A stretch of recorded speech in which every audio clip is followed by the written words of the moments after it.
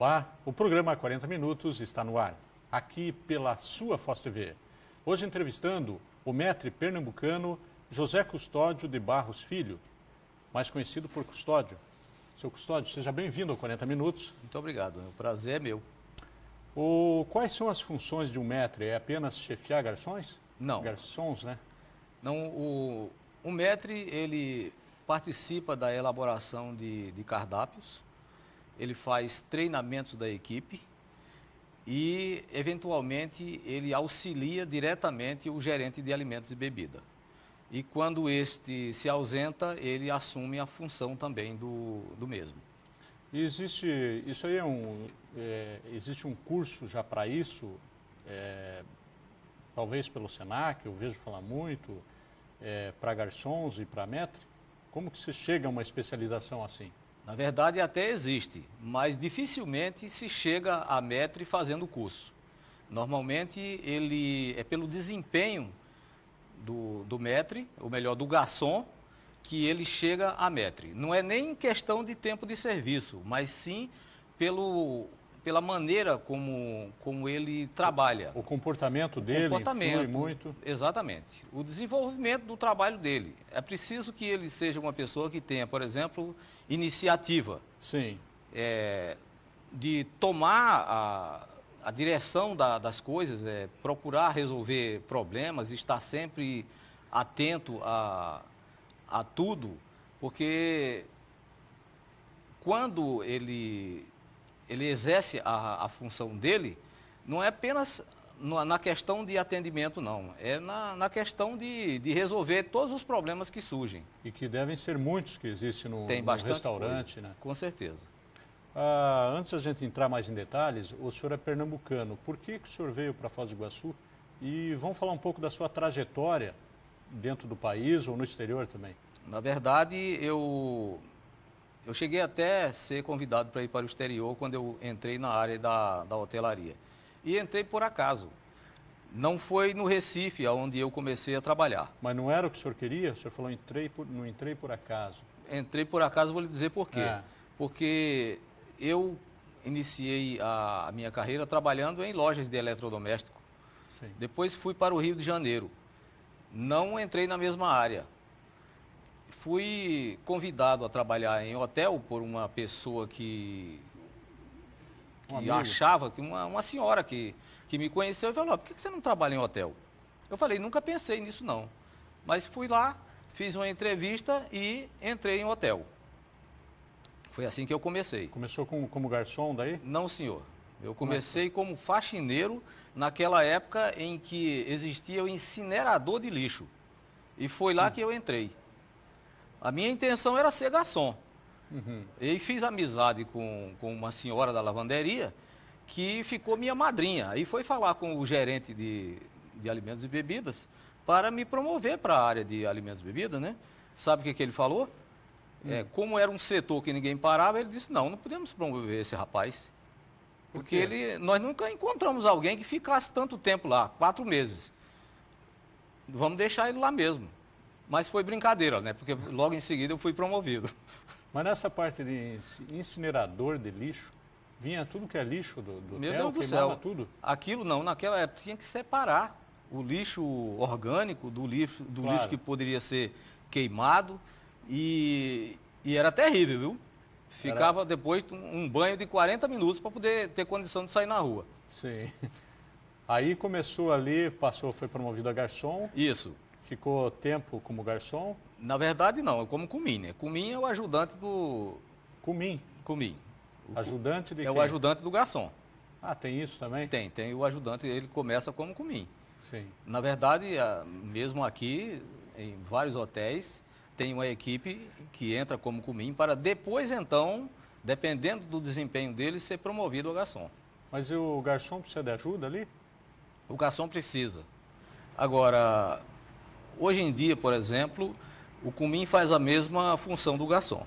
Ele entra como cumim, passa um período de experiência, que não pode ser muito, e depois, então, é promovido a garçom. Mas naquela época que eu comecei, era normal um cumim ficar 4, 5, 8 anos para ser promovido.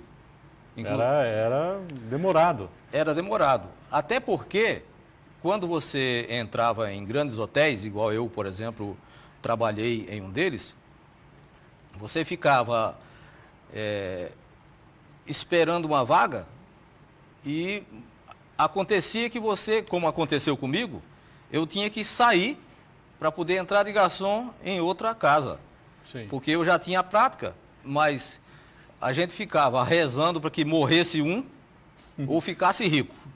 É a única maneira de ser promovido, né? Morresse ou ficasse rico. É, sim. Daí... Porque tanto o garçom como o maître, a média era 20, 25 anos de casa. Era quase vitalício. Exatamente. Então, por exemplo, eu trabalhei em um hotel que o restaurante foi considerado um dos 10 melhores do mundo. Sim. Lá, realmente, o garçom... Isso além no Rio de Janeiro? No Rio de Janeiro. Além de ser uma verdadeira escola, era uma casa que se ganhava muito bem. Eu, como comim, por exemplo, entrei lá e comprei meu primeiro carro. Ah, é? É, meu primeiro Ganhava carro. bem, realmente. Ganhava bem. E um carro bom. Sem se contar que o maître, ele levava grande parte da caixinha, viu? Porque era ele quem controlava. Ah, nós vamos falar sobre essa caixinha daqui a pouco. Tá. E como que o senhor veio para Foz do Iguaçu? Por quê também? Eu trabalhei em vários hotéis no Rio de Janeiro, além desse que eu lhe falei, e foi um pouco demorado, né? Inclusive, eu trabalhei em um hotel chamado... um hotel que era da Rede Globo, junto com uma empresa suíça.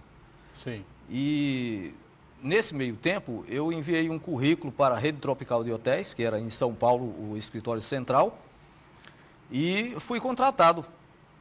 De lá, então, eu e um amigo fomos para Manaus. A Rede Tropical, mas Rede trabalhar Tropical em Manaus. O Tropical de Manaus, que é o maior hotel da rede. Ficou tempo lá? Fiquei um ano e vim para cá, para Foz do Iguaçu, para realizar um trabalho. E fui convidado pelo gerente geral para trabalhar aqui. Eu gostei daqui e foi aí que eu cheguei, ao Hotel das Cataratas. Mas por que todo mundo vem para cá e gosta dessa cidade? Olha, é um lugar onde se vive muito bem, onde é muito bom de morar aqui. Eu, inclusive, que sou nordestino, até com tanta água que tem aqui, às vezes eu fico pensando, por que não se inclina o Brasil um pouco para aquele lado e derrama metade daquela água para lá, né? Para lá que está faltando, né? Exatamente. E agora eu estou sabendo que o senhor está aposentado. Sim. O senhor pretende voltar a trabalhar no mesmo ramo ou fazer outra coisa? Olha, há uma certa discriminação quando chega a ser uma certa idade nessa área. E eu, por exemplo, eu trabalho, mas dando cursos através do SENAC, que já desde 92 que vem fazendo isso. E, inclusive, eu também faço isso para hotéis e restaurantes que me convidam para treinar as suas equipes. Sim, tem muitos cursos para fazer. Tem bastante. Aqui na região, fora. Sim. Sempre o senhor é chamado, então, para esses cursos? Sim, principalmente nas cidades vizinhas que eu também participo lá, dando treinamento ao pessoal. Seu Custódio, o senhor tem alguma filosofia de vida já pré-determinada? Eu tenho, sim. Tem um ditado que fala-se muito em correr atrás. Eu acho que é ao contrário, nós temos que correr na frente, porque quando se corre atrás, quando chega lá, o que estava na frente já chegou. Então, eu acho que a gente tem que correr na frente, procurar sempre ser o melhor, procurar a perfeição naquilo que ele faz, fazer o que gosta, fazer bem feito. Procurar fazer amizade, porque sem amigo ninguém vive. Todos nós precisamos de amigos. Na sociedade em que vivemos, quem se isola, realmente a palavra já diz tudo. Fica isolado mesmo. Fica isolado. Mas nós vamos para o intervalo comercial e voltaremos logo em seguida com o programa 40 Minutos.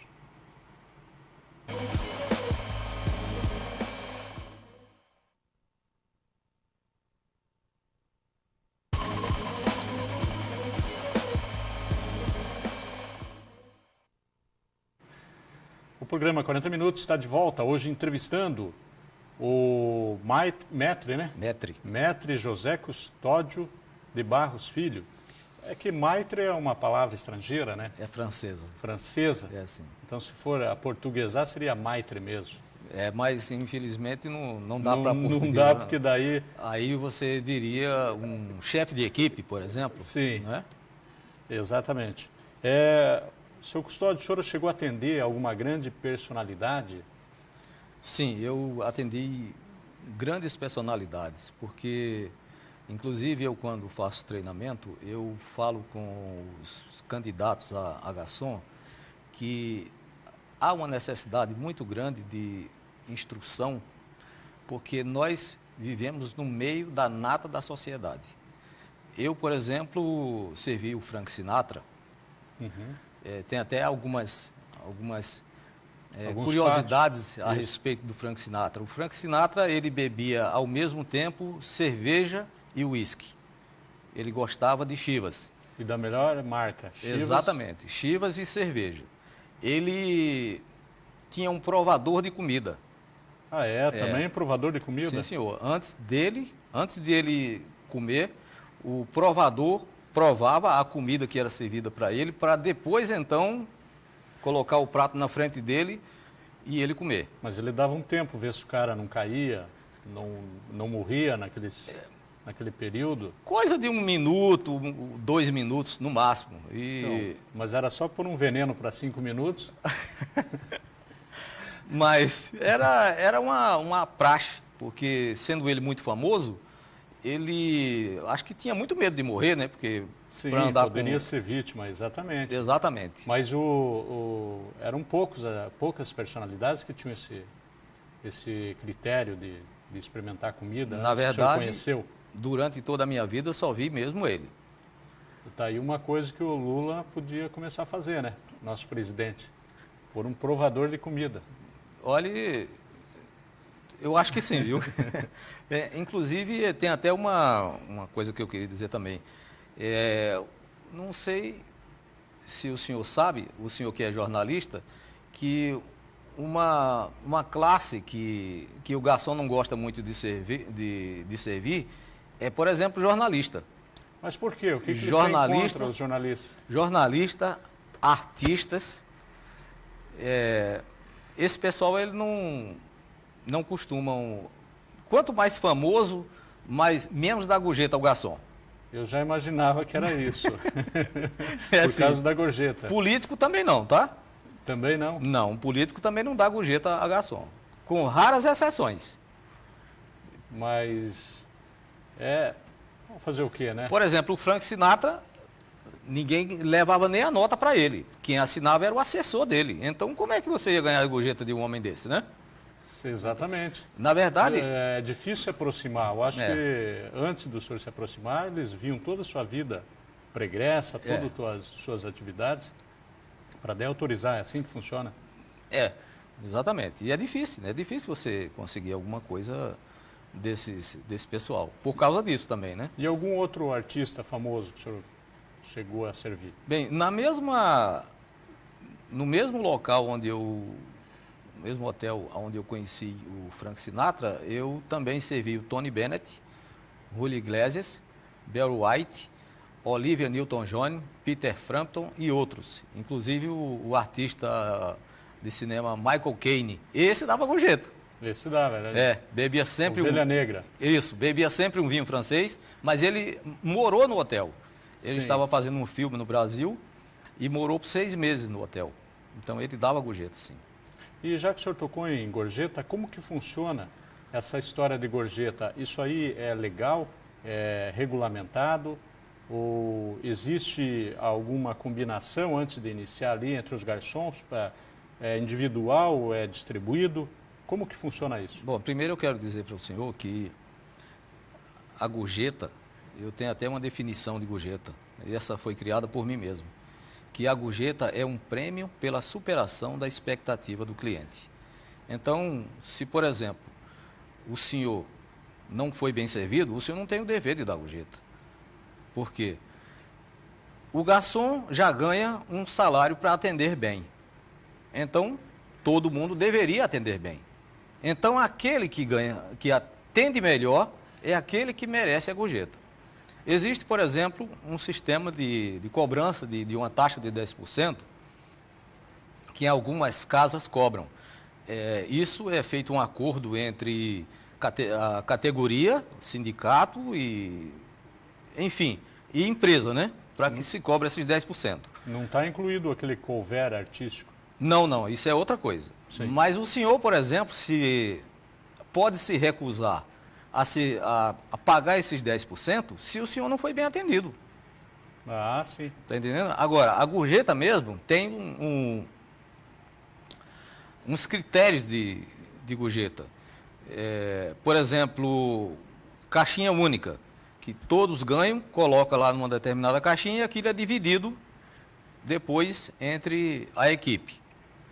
Eu, por exemplo, trabalhei em um hotel que ia um cidadão, normalmente eram 5 pessoas, 2 rapazes e 3 moças, que nós tínhamos naquele hotel um sistema de caixinha única. E toda vez que atingia um determinado valor, ela era dividida entre a equipe. E toda vez que esse cidadão ia lá, nós dividíamos no mesmo dia, porque nós chamávamos ele de Dom Perignon. Dom Perignon. Dom Perignon. Em homenagem? É porque ele bebia normalmente 3, 4 garrafas de vinho francês e mais 2 a 3 garrafas de Dom Perignon, que é um champanhe francês muito famoso. E o bom em tudo isso era que ele dava uma média de 50% de caixinha. Ah, é? Que Era. maravilha. Sim. E esse nunca teve problema, assim, brigas ou alguém que desviava o dinheiro? Vocês chegavam a perceber isso? Não, já houve casos em que funcionários eram dispensados quando se descobria que ele estava ficando com a caixinha ou... Com a gorjeta, porque é difícil você controlar. É. Ele pega o dinheiro ali, você não sabe se depois, de repente, põe no bolso, não sabe se recebeu. Mas uns vigiam os outros. Existe já um controle? Por isso que a gente vai no restaurante, fica um garçom do lado do outro, um cuidando do outro. Às vezes nem é só isso, entende? Sim. É que tem o caixa também, que sabe quanto deu de troco. Muitas vezes o garçom é pego realmente colocando no bolso. Porque se nós temos, por exemplo, uma caixinha única, então você não tem que colocar no bolso. É a mesma coisa que, veja só, nós temos uma ética de trabalho que se o senhor deixar qualquer coisa na mesa, o garçom deve pegar, entregar ao maître, que registrará num livro para depois ser devolvido ao cliente. Então, por exemplo, o senhor deixa uma caneta. Eu não tenho que pegar aquela caneta e colocar no meu bolso. Eu tenho que pegar e levar e entregar ao maître. Se eu coloquei no meu bolso, Sim. já é caracterizado como uma má intenção. Mas é que nós vivemos num país aí que incentiva, existem incentivos de autoridades pela imoralidade, pela falta de ética, e eu acho que muita gente se vê induzida em aproveitar esses momentos. Não acontece? Mas se você trabalha com transparência, você não vai demonstrar uma atitude Claro. que possa levar a pensamentos. Atitudes morais. Exatamente. Um maître, ele ganha bem? O maître ganha. Quer dizer, atualmente não se ganha muito bem. Ganhava. Eu, por exemplo, quando fui para Manaus, o meu salário era superior a 10 salários mínimos. Agora não está mais assim. Até porque existia uma classificação. Primeiro, segundo, terceiro, maître executivo. Então, claro que o terceiro é o que ganha menos, né? É o contrário. Começa-se pelo terceiro, vai para segundo, depois primeiro e executivo. Existe um critério atual que não tem mais essa classificação. É apenas maître. Por que houve essa queda, senhor sabe? Justamente para diminuir o salário. Com esse objetivo. Em 2 grandes hotéis eu já perdi meu emprego por ganhar muito, ou seja, ganhar bem. Ganhar como um maître executivo. Então acabou a função de maître executivo. Se tem algum maître executivo ainda, é porque ele ainda está há bastante tempo nessa empresa. Porque agora não, agora entra como maître para que o salário seja igual. E varia pouco mais de R$ 1.000 para baixo. Seu Custódio, vou pedir mais um tempo, porque nós vamos para mais um intervalo comercial e voltaremos logo em seguida com o programa 40 Minutos.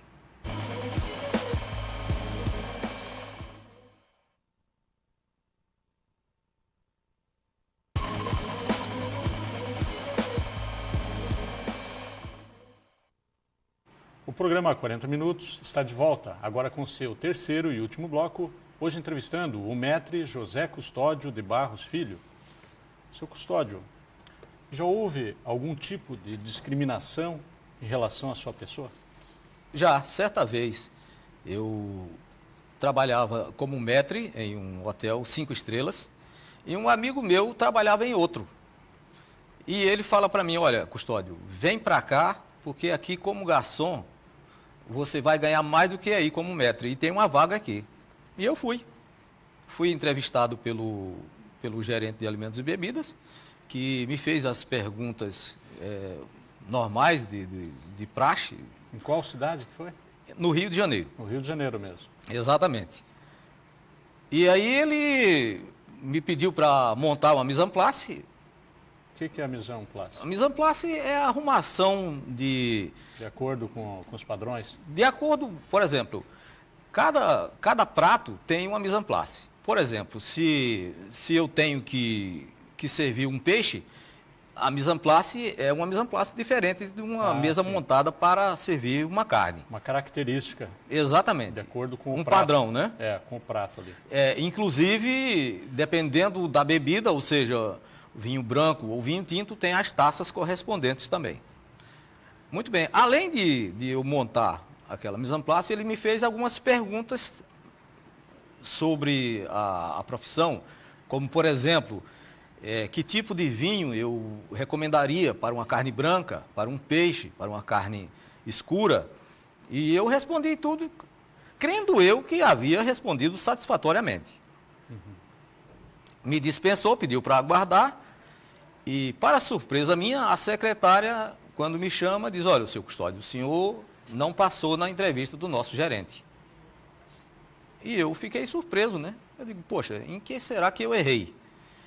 E voltei a trabalhar no hotel onde eu estava trabalhando, afinal de contas eu não estava desempregado. Sim, mas só não obteve a resposta do porquê naquele momento. Não. A resposta eu tive, coisa de um mês mais ou menos, depois, esse meu amigo falou, olha, volta aqui porque o gerente que entrevistou você, ele não está mais aqui. Agora tem um outro, inclusive, que nós trabalhamos juntos com ele. E ele já te conhece e com certeza você vai ser aprovado aqui. E eu voltei e tranquilo, fui aprovado, pedi a conta no outro, voltei e entrei lá como garçom. Inclusive 1 ano depois eu era maître nesse... Muito bem, mas eu procurei saber o porquê eu não ter... Isso, não tinha sido aprovado. O maître executivo falou para mim que sabia. Eu tenho, então me conta. Ele disse que você era baixo, feio, barrigudo e velho. Agora, para o senhor ter uma ideia, ele era uma bichona desse tamanho assim e careca. Sim.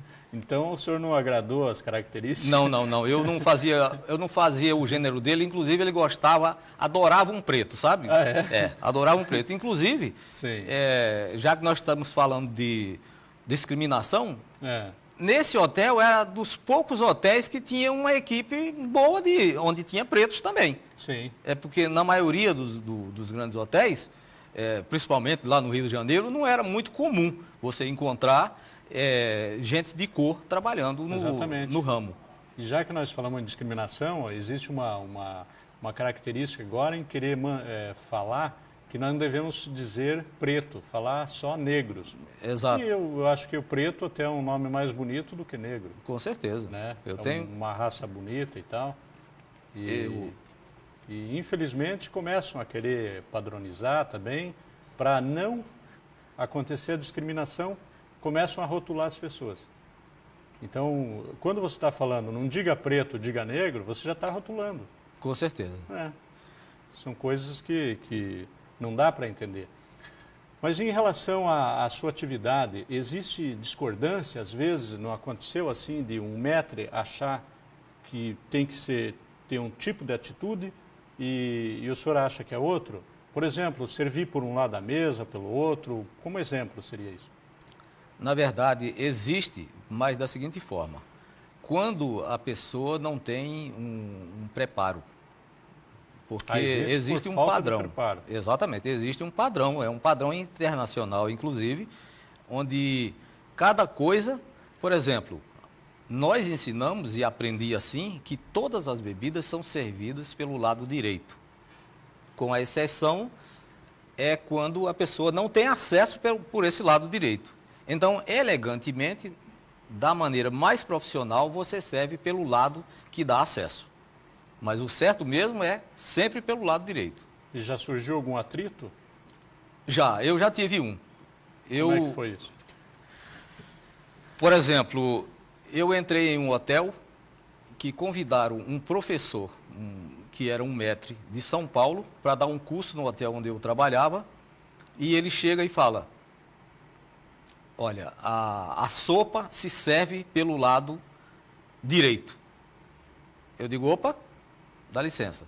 Então eu venho trabalhando 25 anos errado, aí, como estava acontecendo no hotel onde eu trabalhava, eu falei, só um momento, garçom, vai na cozinha, traz uma sopeira, pode colocar água, uma concha, um prato de sopa, para a gente fazer o professor mostrar aqui a gente como é isso aí, porque eu pelo menos não entendeu bem. Eu tenho ensinado diferente.